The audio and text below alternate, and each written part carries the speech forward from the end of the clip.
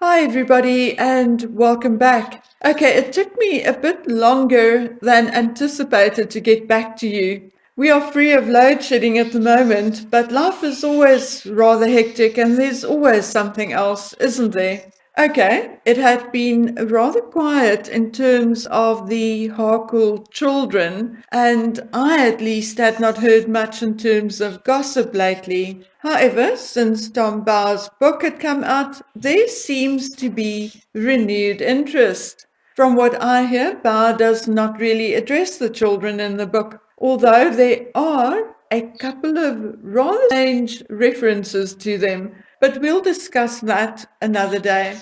Many of you may have heard some people speculating that the color photograph of Little Bucks is actually that of Stassi Schroeder's daughter. Well, they certainly look similar, but I'm not going to place a bet that that is actually true. But of course, with a little nip or tuck here and there with a simple app, it is quite possible. So who knows? For me, as far as Little Bucks is concerned, it is again the timeline which does not work for me. It is the fake birth certificate which concerns me. But a while ago, I saw something somewhere that I did not really pay attention to at the time, or I was distracted.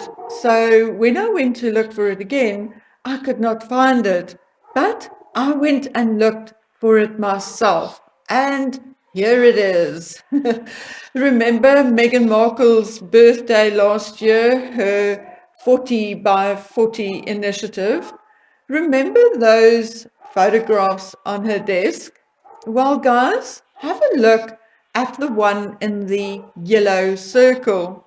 Now, I don't know about you, but that picture, although blurred, looks a lot like the black and white photo supposedly taken at Frogmore on Little Bucks's birthday. Now, I'm very curious to find out what you guys think. Please let me know in the comments section below. I personally think that the two photographs are very, very similar. But that is just me. Okay, guys, so that is what I was so keen to show you. So now let's talk about Meghan's excuses for the lies she told on Oprah. I read that Meghan's lawyers are arguing that the statement she made, namely that she grew up as an only child, was subjective and not factual. Well, my dears, as I have previously proven to you via photographs, even as a subjective statement, it is indeed still false.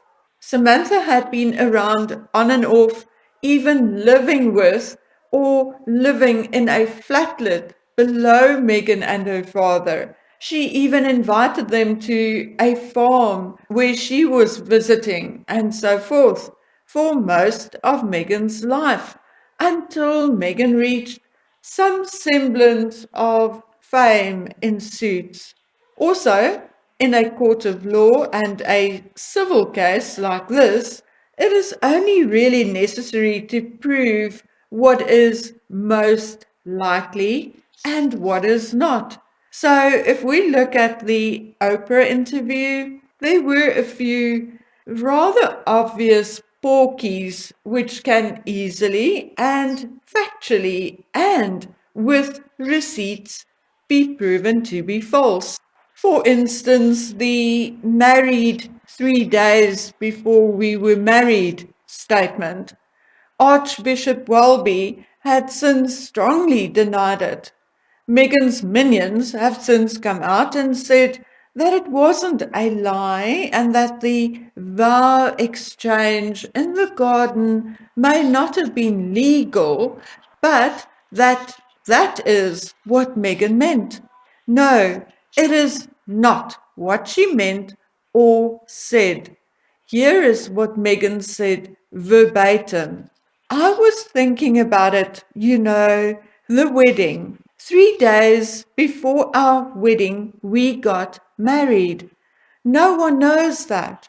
We called the Archbishop and we just said, look, this thing, this spectacle is for the world, but we want our union between us. So the vows that we have framed in our room are just the two of us in our backyard with the Archbishop of Canterbury.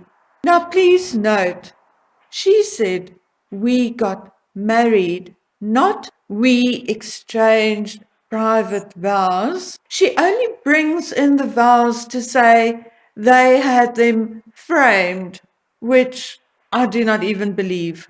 Okay, now here is what the Archbishop said verbatim. The legal wedding was on Saturday. I signed the wedding certificate, which is a legal document, and I would have committed a serious criminal offense if I signed it knowing it was false. She claimed that her passport was taken from her, but she flew internationally many times while in Britain. Forget about the official trips, but they flew to Ibiza and Spain, and she flew on her own to visit her mother shortly after the wedding and again for her baby shower. They also flew to South Africa when Archie was 4 months old, supposedly. Now, sorry, baby, our officials at our airports do not care whether you are a VIP or not. They will stamp your passport on entry, even if you are native South African. And these days, they even do a fingerprint scan of your thumb. So no Megsy, not true. Anyway, there were 17 to 20 lies between Harry and Meghan during the Oprah interview, depending on which way you look at it. But the point is, most of those lies can be proven without a shadow of a doubt and with receipts. So even if Samantha could perhaps not prove that Meghan lied about their past relationship, her lawyers can easily prove some of the other lies, and therefore it would be more likely, more probable that she lied about her father and her siblings. However, in my humble opinion, Samantha does have enough evidence, and likely more than we have. And besides, re-listening to Meghan, I cannot grasp how anyone could have understood her narrative as being subjective. Here is what she said about her siblings, verbatim. I grew up as an only child, as everyone who grew up around me knows. I wish I had siblings. I would have loved to have siblings. Well, all I can say is, Meghan, your wish had been granted. You have siblings. Their names are Samantha and Thomas. Her lawyer's other excuse is that Samantha cannot sue Meghan for the lies in Finding Freebies because she did not write the book. Well, that is just taking chances, isn't it? There is that email to Jason now, and ask yourselves about the story about being in the bush in Botswana. How on earth would Scobie have known that? Now, I have not read Finding Freebies, as there is no way I wanted to contribute to Omid's delusion of grandeur and his plastic surgery. But from what I understand, there's quite a bit in the book which could only have come from either Harry or Meghan, things which would not have been in the book otherwise. as there was no way Omid or Carolyn could have known about it unless they were told, or the book was nothing more than a piece of frivolous fiction. So I think Meghan and Omid must now decide, was the book a work of fiction and everything in it was a lie? Or was it factual and their truth, and Meghan and Harry provided the information? Which one of those two options is it? Because it cannot be both. In my opinion, Meghan is toast. Between the court case and Bauer's book, nobody can or should trust her ever again. How can she ever be trusted in the same room as the royal family ever again is absolutely beyond me. Now, before I go, there is another juicy bit I happened to stumble upon, and that is that Meghan is apparently more upset about Bauer's book than she is letting on, and that they are in crisis talks about how they can counteract the information in the book. A lawsuit is indeed not ruled out at this time. However, apparently Bauer has a lot more which did not make it into the book, and I hear whispers that he would not mind a lawsuit at all.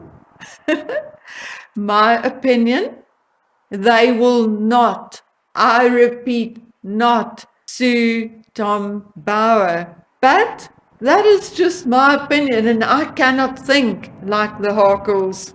So we will have to wait and see. But in the words of Tom Bauer himself, the Duchess of Sussex won't want to appear in court being cross-examined by my barrister. And that, my dear friends, is from the mouth of Tom Bauer. So, interesting times ahead. Okay, guys, I'm off. I'll chat to you again soon. So, until the next video, please take good care of yourselves. Bye.